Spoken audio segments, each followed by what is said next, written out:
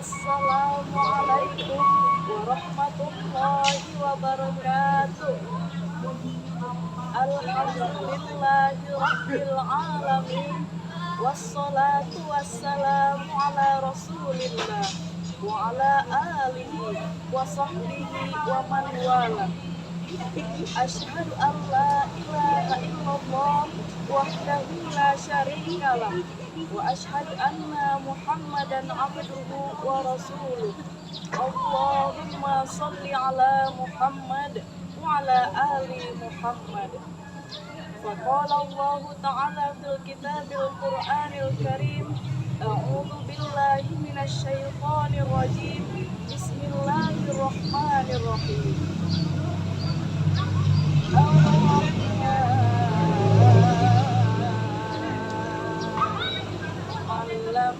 Qur'an. Khalaqal insan. 'Allamahul bayan. Allah yang Maha Pengasih telah mengajarkan Al-Quran.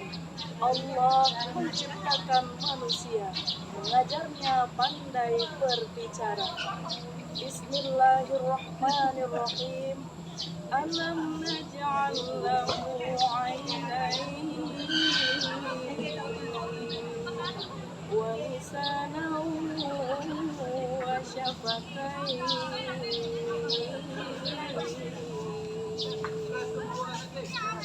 Bukankah kami telah memberikan kepadanya sepasang mata, lidah, dan sepasang bibir?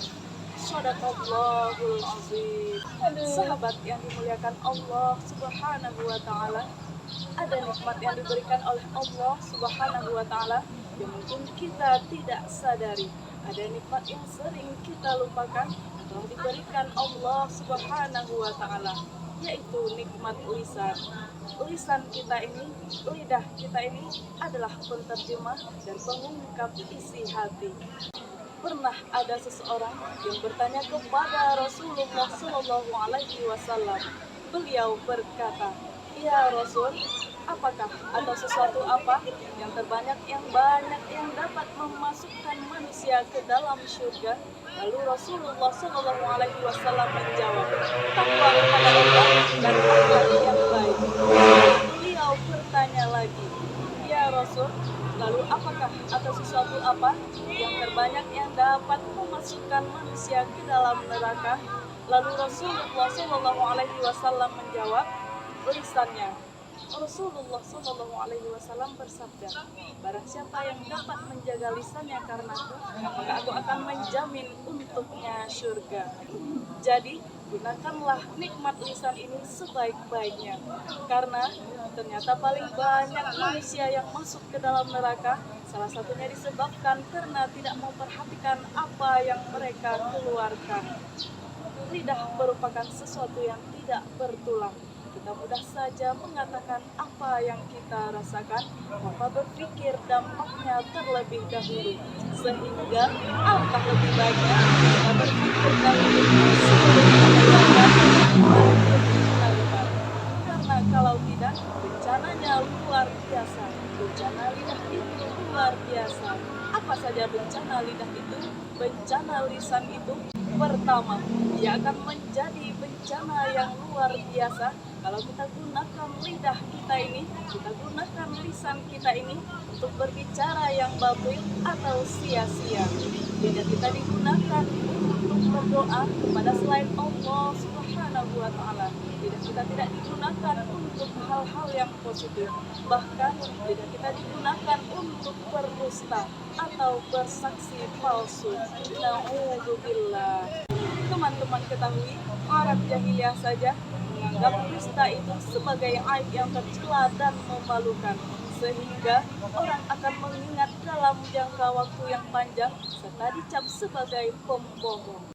Orang Arab jahiliyah saja punya adab yang baik dalam hal berbicara yang jujur. Hal ini bisa kita lihat pada saat Abu Sufyan yang pada saat itu memusuhi Rasulullah SAW yang ditanya oleh Kaisar Harani Heraklius tentang siapa Rasulullah Shallallahu Alaihi Wasallam. Namun Abu Sufyan yang walaupun pada saat itu membenci Rasulullah Shallallahu Alaihi Wasallam, tetapi beliau tidak sanggup untuk berbohong. Beliau mengatakan yang baik-baik di depan kaisar tersebut tentang siapa Rasulullah Shallallahu Alaihi Wasallam. Bicara yang batil apa saja selain berdusta dan bersaksi palsu, yaitu ghibah dan fitnah. Hati-hatilah teman-teman, banyak yang menggunakan lisan ini untuk memfitnah orang lain. Hal ini juga bisa dilihat pada kisah Al-Mu'minun Siti Aisyah radhiyallahu anha, bagaimana pada saat itu beliau difitnah. Teman-teman bisa lihat surah An-Nur ayat 11 sampai ayat 26. Bagaimana akhirnya Allah menurunkan jawaban atas beredarnya fitnah yang menimpa Siti Aisyah radhiyallahu anha. Bagaimana beliau difitnah? Karena pada saat itu beliau difitnah berselingkuh dengan sahabat Nabi, sehingga semua orang di Madinah percaya akan hal itu. Orang yang dicintai oleh Rasulullah Shallallahu Alaihi Wasallam masih difitnah. Jadi berhati-hatilah ketika berbicara.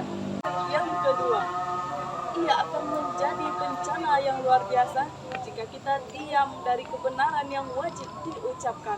Artinya, ada maksiat di depan mata, kita diam saja. Sebagai seorang muslim, jika ada maksiat di depan mata, kita tidak boleh diam saja. Jika ada maksiat yang kita ketahui, kita tidak boleh diam saja. Rasulullah Shallallahu Alaihi Wasallam bersabda, halangi keburukan itu dengan kekuasaanmu. Jika tidak bisa, dengan tanganmu. Jika tidak bisa, dengan lisanmu. Jika tidak bisa, ingkari bahwa itu merupakan perbuatan yang dilarang di hadapan Allah Subhanahu wa Ta'ala. Jadi teman-teman sekalian, hati-hatilah dengan lisan kita. Sebaiknya kita berpikir terlebih dahulu sebelum mengeluarkan kalimat demi kalimat. Think before posting. Berpikir sebelum memposting segala sesuatu. Ucapkanlah perbuatan dan perkataan-perkataan yang mulia. Semoga kita dimasukkan ke dalam surga oleh Allah Subhanahu wa Ta'ala karena lisan kita. Sekian ceramah singkat dari saya. Wassalamualaikum warahmatullahi wabarakatuh.